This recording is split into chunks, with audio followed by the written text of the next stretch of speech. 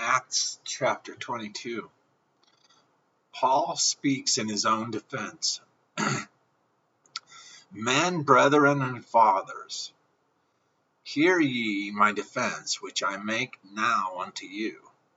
And when they heard that he spake in the Hebrew tongue to them, they kept the more silence. And he saith, I am verily a man which am a Jew, born in Tarsus, a city in Cilicia, yet brought up in the city at the feet of Gamaliel, and taught according to the perfect manner of the law of the fathers, and was zealous toward God, and ye all are this day.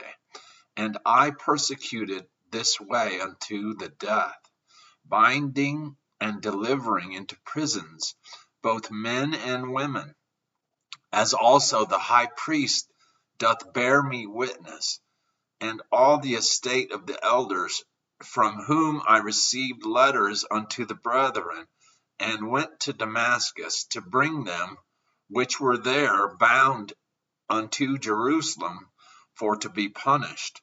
And it came to pass that as I made my journey, and was come nigh unto Damascus about noon, suddenly there shone from heaven a great light round about me. And I fell unto the ground, and heard a voice saying unto me, Saul, Saul, why persecutest thou me? And I answered, Who art thou, Lord? And he said unto me, I am Jesus of Nazareth, whom thou persecutest. And they that were with me saw indeed the light, and were afraid, but they heard not the voice of him that spake to me. And I said, What shall I do, Lord? And the Lord said unto me, Arise, and go into Damascus, and there it shall be told thee of all things which are appointed for thee to do. And when I could not see for the glory of that light, being led by the hand of them that were with me, I came into Damascus. And one Ananias, a devout man according to the law, having a good report of all the Jews which dwelt there, came unto me, and stood, and said unto me, Brother Saul, receive thy sight.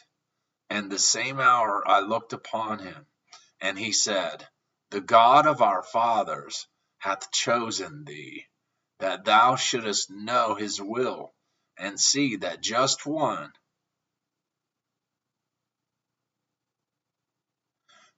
and shouldest hear the voice of his mouth. For thou shalt be his witness unto all men of what thou hast seen and heard. And now why tarriest thou? Arise and be baptized, and wash away thy sins, calling on the name of the Lord.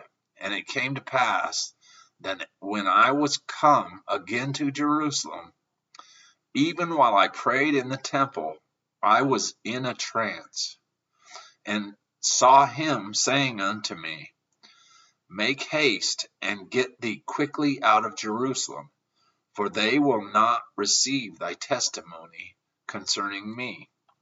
And I said, Lord, they know that I imprisoned and beat in every synagogue them that believed on thee.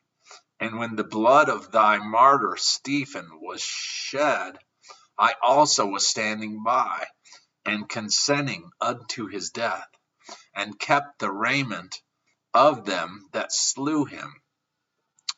And he said unto me, Depart, for I will send thee far hence unto the Gentiles. The Jews denounced Paul, and they gave him audience unto this word, and then lifted up their voices and said, Away with such a fellow from the earth, for it is not fit that he should live.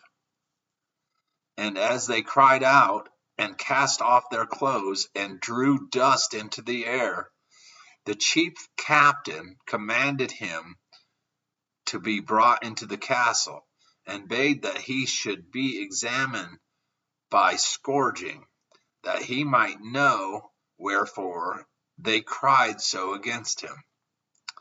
And as they bound him with thongs, Paul said unto the centurion that stood by, Is it lawful for you to scourge a man that is Roman and uncondemned? When the centurion heard that, he went and told the chief captain, saying, Take heed what thou doest, for this man is a Roman. Then the chief captain came and said unto him, Tell me, art thou a Roman? He said, Yea.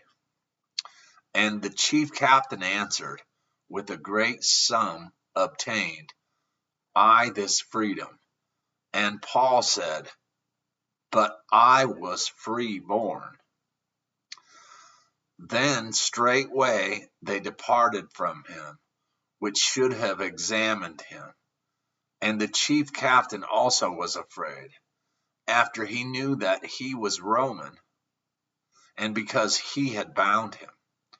On the morrow, because he would have known the certainty wherefore he was accused of the Jews, he loosed him from his bands, and commanded the chief priests and all their council to appear, and brought Paul down and set him before them.